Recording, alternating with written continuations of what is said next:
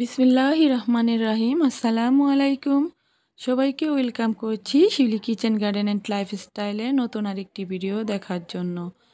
কাছে কিংবা দূরে, দেশ এবং দেশের বাইরে থেকে যে যেখান থেকে আমার ভিডিও দেখেন না কেন, আশা করছি সবাই আল্লাহর রহমতে ভালো আছেন, সুস্থ আছেন।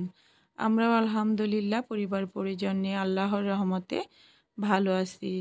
তো এখানে আগে আমি একটু আমার ড্রেসিং টেবিলটা মুছে তারপরে বিছনাটা একটু গুছিয়ে নিচ্ছি।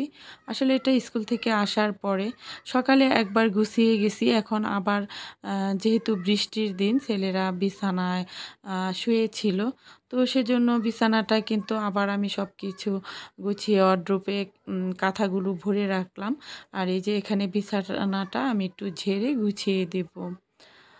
আসলে সব কিছু কিন্তু গুছগাছ করে রাখতে চাইলেও কিন্তু অনেক সময় রাখা যায় না। যদি বাচ্চারা থাকে তাহলে কিন্তু এলোমেলো করবেই। তো সেজন্য একবার সকালে ঝটপট গুছিয়ে গেছিলাম, এখন আবার এই যে এখানে এসে আবার একটু গুছিয়ে একটু মুছে নিচ্ছি সব কিছু।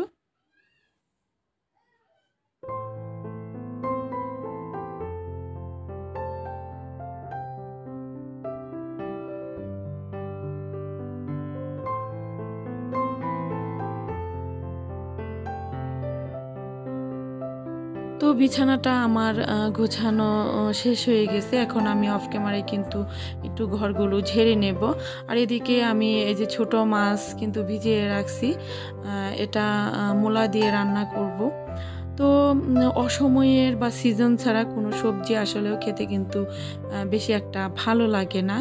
তো আমি কিন্তু আজকে মূলা নিয়ে আসছিল বাজার থেকে, ছোট ছোট মূলাগুলো কেটে সুন্দর করে আমি রাত্রেই আর কি কালকে রাত্রে মূলাগুলো কেটে সুন্দর করে কিন্তু ধুয়ে আমি ফ্রিজে রেখে দিছিলাম। ভাবছিলাম ছোট মাছ দিয়ে হালকা ঝোল রান্না করলে ভালোই লাগবে, তবে রান্নাটা বেশি একটা ভালো লাগেনি। আসলে সিজন ছাড়া কোনো জিনিসই খেতে কিন্তু ভালো লাগে না, কিন্তু সবজির দাম অনেক বেশি। আমি ভাবছিলাম মূলাটা খেতে ভালোই লাগবে। তো মূলাটা আমি এখানে আলু মিক্সড করে একটা আলু দিছি এবং ছোট ছোট মূলা দিয়ে ছোট মাছ দিয়ে হালকা ঝোল করে রান্না করে নেব, পুরা পুরা রান্না করব না। তো এখানে সব কিছু দিয়ে আমি পেঁয়াজ একটু করে পেঁয়াজ কুচি আর পেঁয়াজ বাটা, তারপরে হলুদ, মরিচের গুঁড়া, লবণ সব কিছু দিয়ে হাতে মেখে আমি তরকারিটা রান্না করে নেব। তো ভিডিওটা দেখার শুরুতেই প্লিজ সবাইকে একটি লাইক দেওয়ার অনুরোধ রইল। আপনাদের একটি লাইক ভালো একটি শেয়ারের কাজ করবে, তো আপনারা মনে করে প্লিজ লাইকটি দিয়ে দিবেন। তো এখন আমি তরকারিটা রান্না করে নিচ্ছি।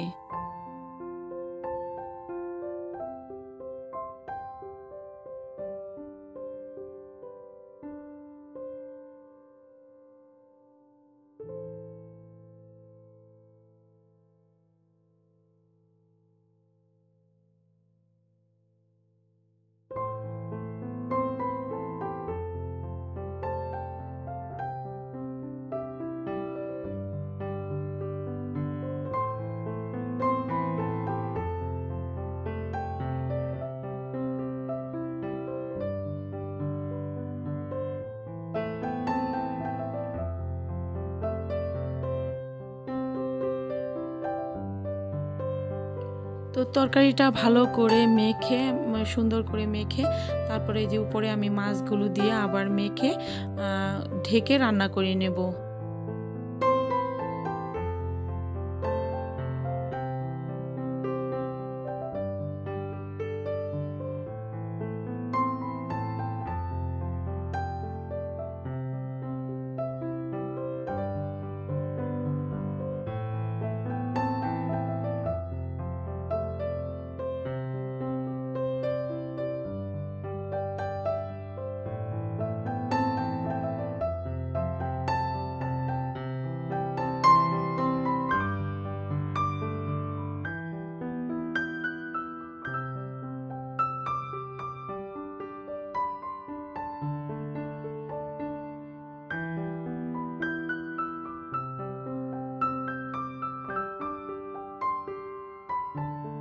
তো এদিকে তরকারিটা আমি আরেকটু ঢাকনাটা খুলে নেড়ে চেড়ে আরও 10 মিনিটের মতো রান্না করে নেব।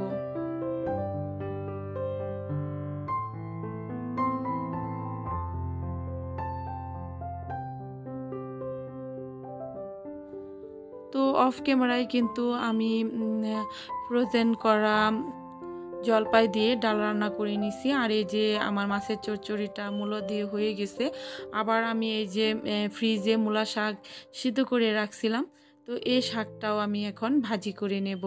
আসলে সিজন ছাড়া কোনো সবজি খেতে ভালো লাগেনি, শাকটা খেতেও তেমন একটা ভালো লাগেনি। সিজনের জিনিস আসলে সময়ের জিনিস সময়ে খেতে ভালো লাগে, সিজন ছাড়াও এমনিতেও কিন্তু খেতে তেমন একটা ভালো লাগে না। তো আমি শাকটাও আবার ভাজি করে নিচ্ছি। মূলা শাক আর মূলা দিয়ে ছোট মাছ চচ্চড়ি করে নিলাম।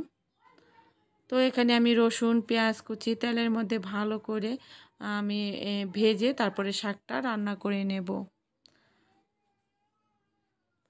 তো বন্ধুরা এখানে আমি শাকটা দিয়ে দিলাম। শাকটা নেড়ে ভালো করে ভেজে একদম পানি শুকিয়ে নাড়া দিয়ে শাকটা সুন্দর করে রান্না করব। তো আমার চ্যানেলে যদি নতুন বন্ধু হয়ে থাকেন তাহলে সাবস্ক্রাইব করে অবশ্যই পাশে থাকবেন, আর পাশে থাকা বেল আইকনটি অবশ্যই প্রেস করে দিবেন। এতে করে নতুন ভিডিও আপলোড দেওয়ার সাথে সাথে পৌঁছে যাবে আপনাদের কাছে, আর আপনারা যখন ইচ্ছে তখনই আমার ভিডিওগুলো দেখে নিতে পারবেন। আর অলরেডি যারা এই কাজটি করে ফেলেছেন তাদেরকে অসংখ্য অসংখ্য ধন্যবাদ। মন থেকে অনেক অনেক দোয়া রইল। সবাই আমার পাশে থাকবেন, আমার পরিবারের জন্য দোয়া করবেন, আমিও সবার পাশে থাকবো ইনশাল্লাহ। তো এই যে আমি কিন্তু সিদ্ধ করার সময় এখানে লবণ দেইনি, লবণ ছাড়াই সিদ্ধ করে নিয়েছিলাম। এখন কিন্তু বাগারে আমি এই যে লবণটা দিয়ে দিলাম। এভাবে শাক সিদ্ধ করে লবণ ছাড়া সিদ্ধ করে ফ্রিজে রেখে দিলে 2-3 দিন পরেও কিন্তু লবণ দিয়ে যখন তেলে বাগার দেওয়া হয় তখন লবণ দিলে কিন্তু শাকটা খেতে কিন্তু ভালো একদম অনেক ভালো লাগে। তো এই যে আমি খাবার টেবিলে অফ ক্যামেরায় গোসল করে খাবার টেবিলে চলে আসলাম। তো এই তো খাবার দাবার আজকের ভিডিও এই পর্যন্তই। সবাই ভালো থাকবেন, সুস্থ থাকবেন। আল্লাহ হাফিজ।